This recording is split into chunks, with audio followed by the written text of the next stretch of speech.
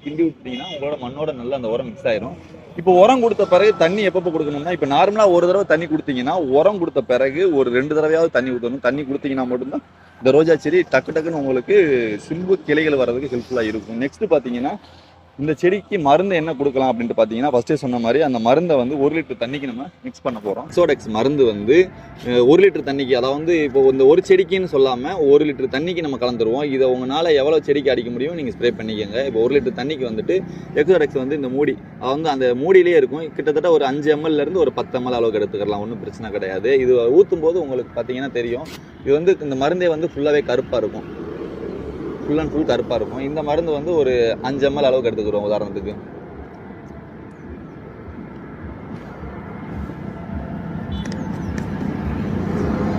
Next பார்த்தீங்கன்னா மோனோக்ரோட்டோபஸ். இது வந்து பூச்சி வருது, அந்த சீக்கடிக்குது அப்படின்ற மாதிரி இருக்குல்ல, அதாவது சொறி சொறியா அந்த இலைகள்லாம் வருது பார்த்தீங்களா, அதெல்லாம் இந்த மருந்து அடிக்கும்போது கண்டிப்பாக